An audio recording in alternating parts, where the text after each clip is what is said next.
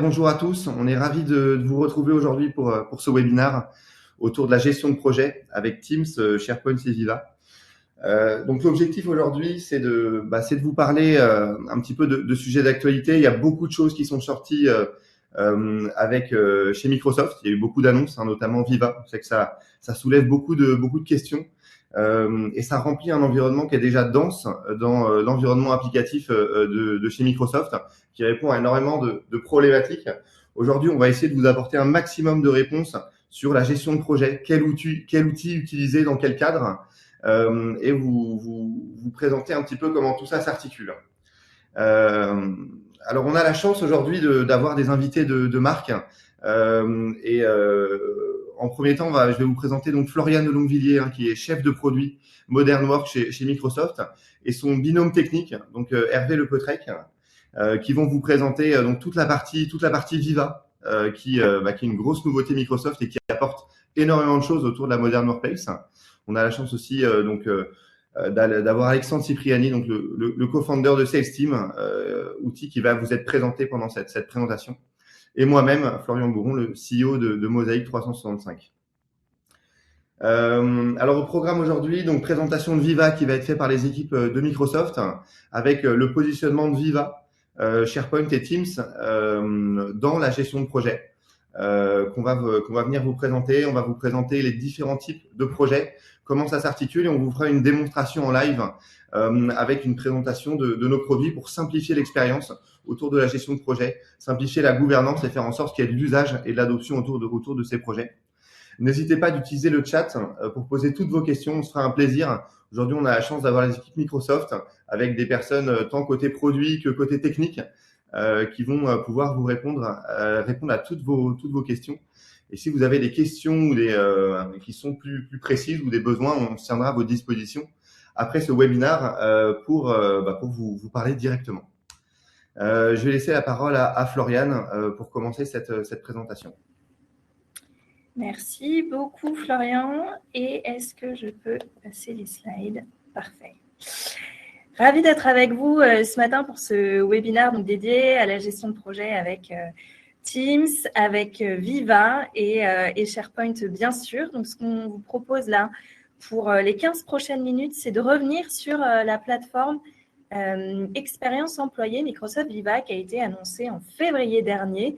Plein de choses sont passées depuis, plein d'annonces aussi. Et donc, on va essayer de vous restituer ça de manière efficace en un petit quart d'heure. Donc, l'idée, c'est vraiment de pouvoir vous expliquer pourquoi est-ce que Microsoft a annoncé cette nouvelle plateforme expérience employée, revenir un peu sur les 4 modules qui la constituent à date, et puis de revenir sur l'expérience que Microsoft Viva va pouvoir apporter pour le collaborateur final. Vous avez dû tous certainement accompagner vos collaborateurs, bien sûr, dans les mutations des modes de travail, dans cette période de pandémie qu'on a connue et qu'on risque de continuer à connaître pour les prochains mois, le travail à distance, le travail hybride.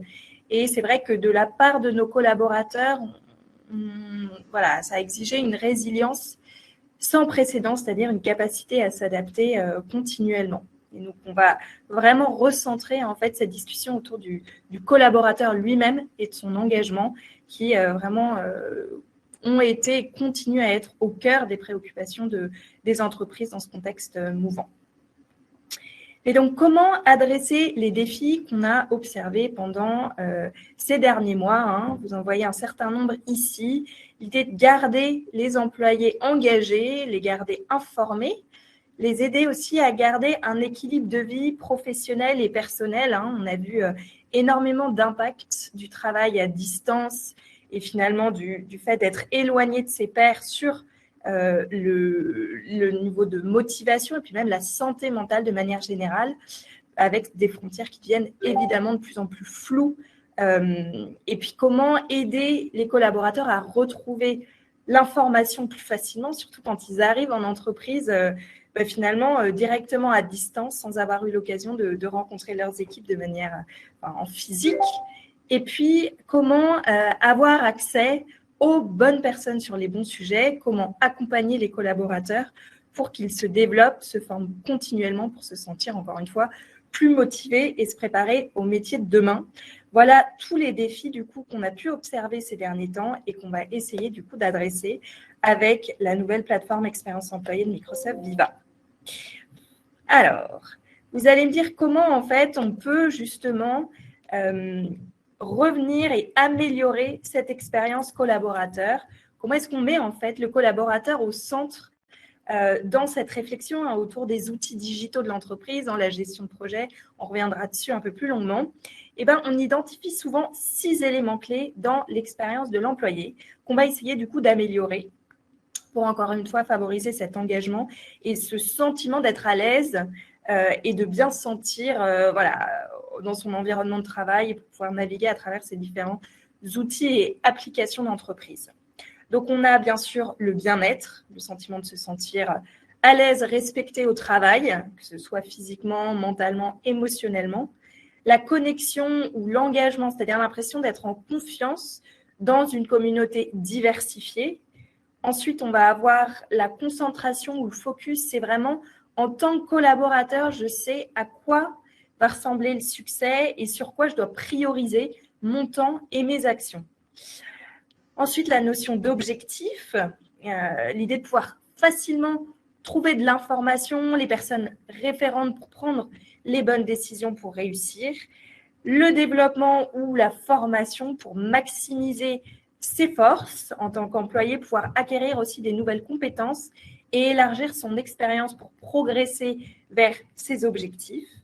Et enfin, le but ou le pouvoir, c'est-à-dire ce sentiment de faire partie d'un tout plus grand que soi-même et de contribuer du coup à un objectif commun. Donc voilà, 6 dimensions, vous voyez qu'on est sur des sujets finalement très ressources humaines, mais qui doivent se retranscrire et être vraiment partie intégrante des réflexions autour des outils de travail et de la plateforme digitale de travail pour l'ensemble des collaborateurs. Donc, comment est-ce qu'on peut agir sur ces différentes dimensions ? Eh bien, on a annoncé, du coup, en février dernier, une nouvelle approche, une nouvelle catégorie de solutions technologiques qu'on a appelées les plateformes d'expérience employée ou EXP.